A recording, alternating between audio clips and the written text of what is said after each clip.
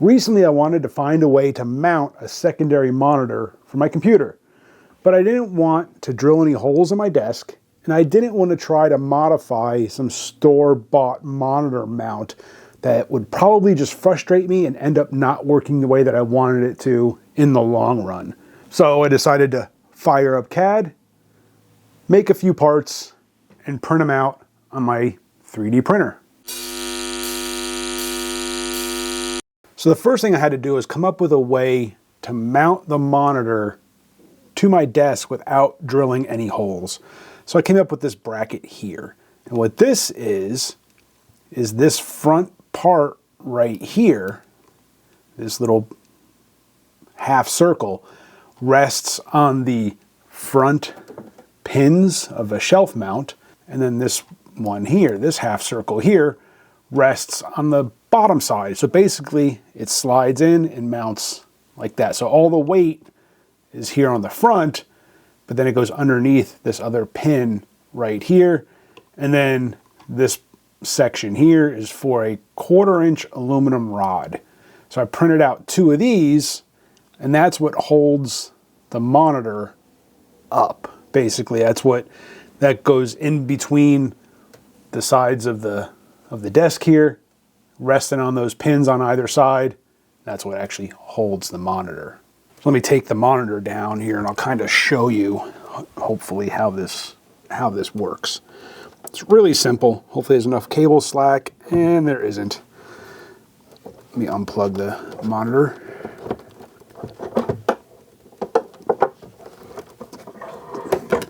So here's that side mount. Here's that aluminum rod. And then, can you see? You can't see the shelf pins, but this just basically comes in here and drops right into place, supporting the weight of the monitor. All right, so obviously I'm not going to go into too much detail as far as measurements and hole sizes and dimensions and things like that, just because everybody's desk is different. Everybody's monitor is different. Obviously, this is a curved monitor, so yeah, your situation might vary. But this is just kind of to show what can be done a little bit of time.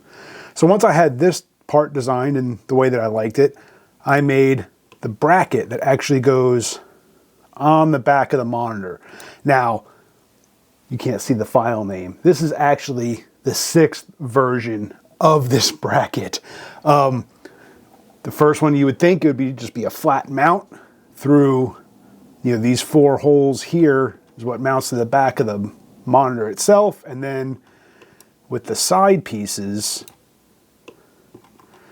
this is where that rod goes through, and that's what mounts it to the bracket on the shelf. But, looking at things and printing out different versions, I've quickly found, which I didn't really notice and I should have, the back of the monitor isn't on a single plane, even though it's curved. It tapers. The bottom of the monitor is thicker than up top. So I had to compensate for that, or I had to account for that, and I had to make this almost like a wedge shape in order to get that to work. Let me bring in to the monitor here and hopefully show you a little bit better. So yeah, so here you can see that is actually a tapered mount to compensate for the bottom of the monitor. Actually, it would probably be this side. The bottom of the monitor being thicker than the top in order to get this to sit flat in relation to everything else. I had to add this taper. The first ones I printed out were just flat. I had built this up thicker to add some supports, but I had to taper it, and that's why I added this gusset, was to add some more support back in that I had removed by making this thinner over on this side, if that makes sense. So yeah, it's kind of hard to explain it. Like I said, I'm not going into too much detail. I realize it may be frustrating. But like I said, everybody's mounting holes, they may be kind of consistent across monitors, but obviously your mileage may vary. So, but this is the bracket that I came up with. Like I said, and I printed out probably, like I said, this is version number 6 of what I went through. Let me load up. I can actually open. I have all the versions. So like version 2 was just this. And again, you can see it's just flat. This was the part that goes to the monitor, and this just kind of hung out in space, and that flexed a lot. So then if I open, let's say version 4, you see I added these little support pieces here, and I thickened this up to hopefully get rid of some of that flex and added in, like I said, these supports. It was really just a whole trial and error thing to get everything the way that I wanted it, until eventually I got this, and this thing mounts really nice. So yeah, obviously once I had everything worked out just the way I wanted it, this monitor is now mounted just the way that I want it. I think I could probably use a few more tweaks, maybe a little bit more support. It is kind of, it's not quite as square as I would prefer. It's just ADD kicking in, OCD, whatever. It's just a little bit off, which kind of drives me nuts, but I'll have to live with it.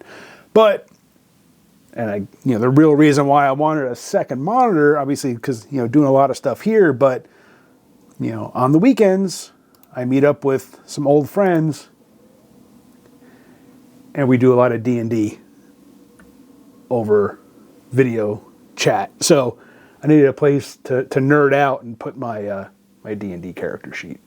Once I had everything designed the way that I wanted it, I threw it all in Creality print, and added it all to the bed, sliced it up. Of course, these aren't the settings that I actually used at the time. It's just doing this for demonstration purposes only. I did change some of the standoff or some of the support settings and things like that.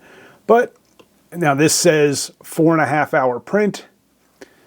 It'll use about 124 grams of filament and cost $3.73 approximately based on filament. I don't know where Creality gets the material cost from, but for 4.5 hours and for less than $4 plus the cost of aluminum rod, I had a monitor mount.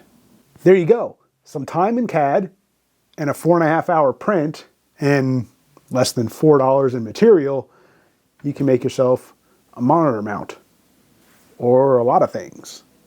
This 3D printer, I'm having a blast learning it, and it has made me some things that I would otherwise have to go out and buy. I can make my own. Appreciate you guys for watching. Hit that subscribe, hit the bell. See you on the next one.